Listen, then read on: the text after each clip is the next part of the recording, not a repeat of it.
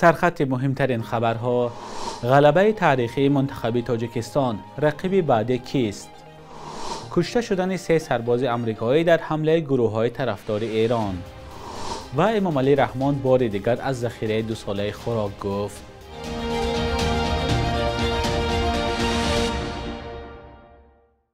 درود بینندگان عزیز و هفته نوتان بخیر باشد. برنامه نویدی بامدادی است که با آخرین خبرهای تاجیکستان و جهان تقدیمتان می شود. امروز 29 ینوری سال 2024 است. برنامه را از غلبه منتخب تاجیکستان در قهرمانی آسیا شروع می کنیم. منتخب تاجیکستان در بازی دوم 1 از 8 نهایی جام آسیا 2023 امارات متحده عربی را شکست داد. بازی شب یکشنبه در ورزشگاه احمد بن علی شهر الریان برگزار شد. این بازی جالب و پرشدت با هجوم‌های فوتبال بازان هر دو دسته صورت گرفت. لحظه‌های گلزنی خیلی زیاد بود، اما توپ در زمان اساسی تنها 2 بار وارد دروازه شد. در نیمه اول دیدار در دقیقه 30 حمایتگر منتخب تاجیکستان وحدت حنانوف توپی به نزد دروازه ارسال کرده همدستش زائر جورابایف را با ضربه سر به دروازه منتخب امارات زده حساب را گشاد.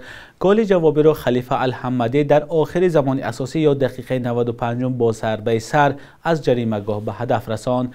زمان اساسی دیدار با حساب مساوی 1-1 به پایان رسید. در زمان اضافه 2 قسم 15 دقیقه حساب تغییر نیافت.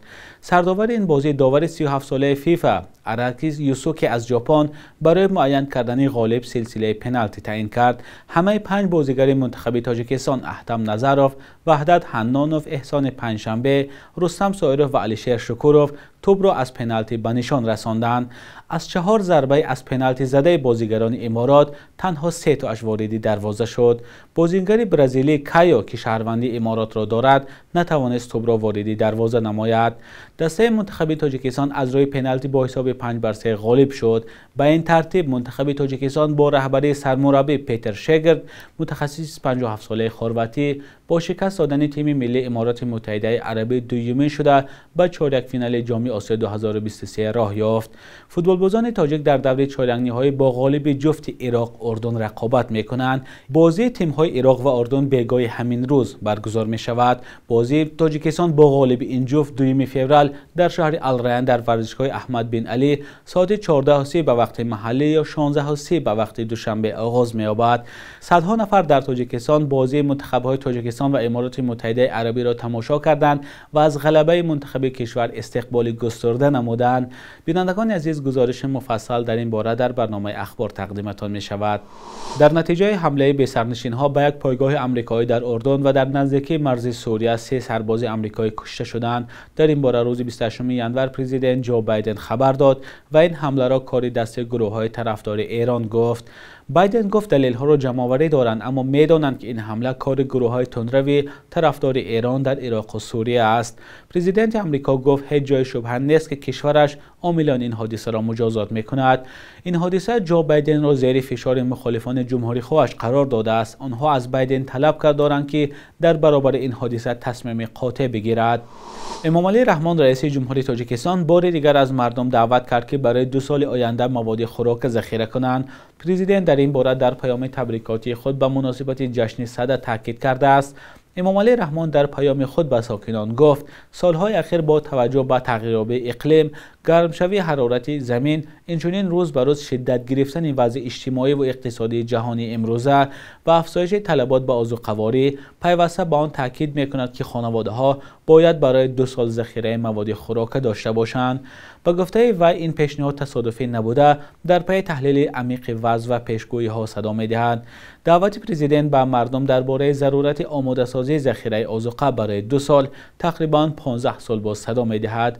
ساکنان ضمن صحبت‌ها در این رابطه می‌گویند در تاجیکستان امکان و شرایط ذخیره کردن مواد غذایی را که هم برای 2 سال را ندارند. تحلیلگران هم تاکید کرده بودند که مواد غذایی بجز از گندم مهلت استفاده برای 2 ساله را ندارند و در کشور برای این قدر ذخیره کردن مواد عضوقواری انبارهای دارای شرایط موجود نیست.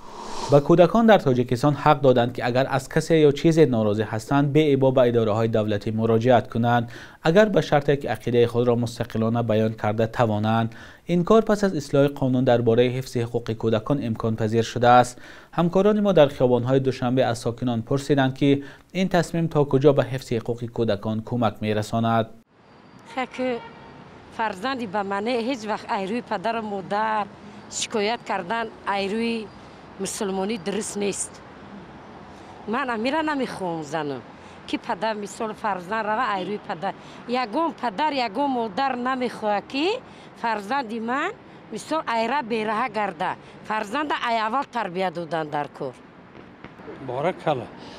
پدر و مادران باید از حد نگذرانند. پدر و مادر باید که از حد نگذرانند در تربیت فرزند. البته که پدر یا اینکه مادر سیاست در خاندان داشته باشند. ملک به سیاست ویران می شود. عائله من یک چیک دولتی است، به سیاست نمی شود. سیاست باید باشد ولی پدر و مادر نیست از حد نگذرانند. لط کوب فرزند نکنند. سیاست کنند، فهمانند، به نظر تندی کنند لیکن نزنند، معیب نکنند. خود شما طرفداری همین هستید که کودک‌ها در حالت پایمال شدن حقوقشان روند از بالای پدر مادر خیش تبار شکایت کنند به دادگاه؟ وای هم انسانند، وای هم عقل دارند، وای هم حقوقشان باید داشته باشه. هر یک شهروند حقوقش باید داشته باشه. اینا حتما رعایت کنند در کار. مثال اگر کمتر هوایو سخت نگیرن وایو به هر راه میروند، گپ گوش نمیکنن، شبگردی میکنن، خلاصه دیگر کارها را میکنن.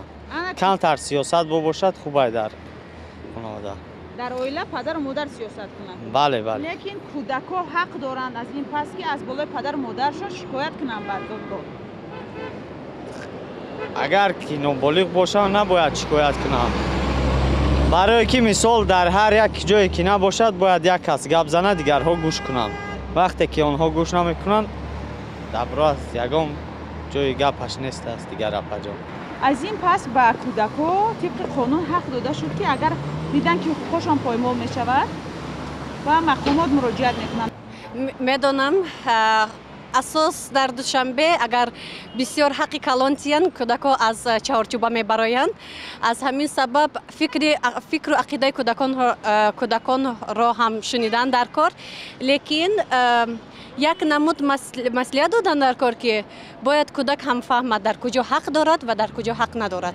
از همین سبب فکر میکنم که کلانسالان باید همین جدی نظر بکنند. این حق دارد پدر و مادر. فرزند جنگ نکنی، تهدیدش نکنی، نترسونیش، یک جوره روزا میروه. گوله که عقل ندارد. یا نه؟ این فکر شخصی من. وقتی حقوقهای کودک پایمال میشود باید چیکار کنند؟ Нет, ممکن است нужно объяснить. باید با سخن فهمانی. نه هر شخص با لط و کوب میفهمد که این رفتار بد است و نباید انجام دهد. Нельзя делать. حاضر قانون تغییر الهه وارد کردن. از این پس اگر کودک حقوقش پایمال شود و حق دارد که رفته از بالای پدر و مادر خیش تبارش شکایت کند. Но это тоже неправильный поступок со стороны ребенка, так как اما این عمل فرزند نیز خوب نیست، زیرا والدین بالوپریوا هستند. آنها باید به حرفهای کلانسالان گوش دهند. آنها نمیتوانند سخن آنها را بریده بحث کنند.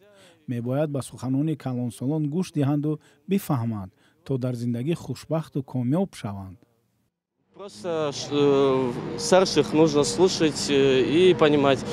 Так будете жить счастливо. پدر مادر شکایت نمیکنند.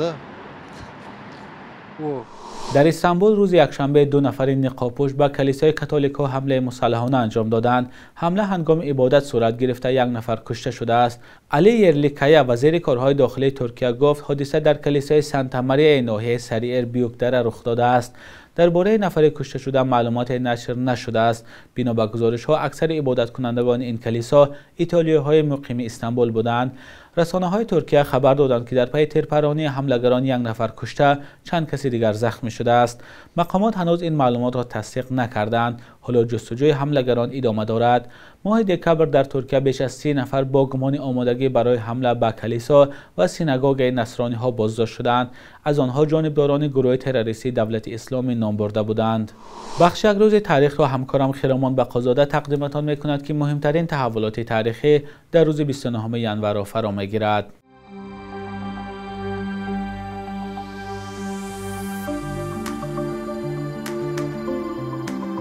баъди он ки дар иттиҳоди шӯравӣ идораи радио чун дастгоҳи муҳими таблиғоту иттилоърасонӣ таъсис шуд, дар Тоҷикистони шӯравӣ соли 1932 ҳам Кумитаи радиошунавонӣ роҳандозӣ гардид. 20 сол баъд он то ба Кумитаи радиову телевизион тавсея ёфт. Дар Тоҷикистон то феврали соли 2023 зиёда аз 30 радиои давлатию ғайридавлатӣ амал мекард ва шумораи радиоҳои ғайридавлатӣ бештар мебошад. аксари онҳо барномаҳои тафреҳӣ таҳия карда зери худсонсурӣ қарор доранд. 29 январи соли 2021 президенти Тоҷикистон қонуни нав дар бораи уҳдадории ҳарбӣ ва хизмати ҳарбиро имзо кард, ки бархилофи интизориҳои ҳомиёни ҳуқуқ натавонист пеши роҳи ҷалби маҷбурӣ ба хидмати сарбозӣ ва хушунат дар артиширо бигирад. қонуни нав соле даъвати то 10% ҷавонони синни хидматро пешбинӣ карда ба дигарҳо имкони пардохти маблағ ва тамрини якмоҳаро бар ивази билети ҳарбӣ ваъда медиҳад. ҳомиёни ҳуқуқ мегӯянд ҳамоно бештар фарзандони хонаводаҳои камбизоат ба артиш ҷалб мешаванд.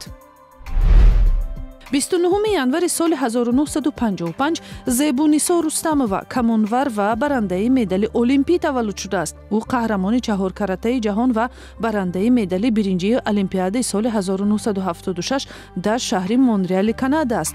дастовардҳои Рустамова давоми 10 солаҳо чун баландтарин қуллаи фатҳкардаи як бонуи тоҷик дар соҳаи варзиш ёд мешавад. صبح امروز در بانک تجارتی تاجیکستان 1000 روبل به 118,121 سومانی برابر است. 100 دلار آمریکایی باشد 1088 سومانی ارزش دارد. قرب رسمی بانک ملی تاجیکستان برای امروز چنین تعیین شده است.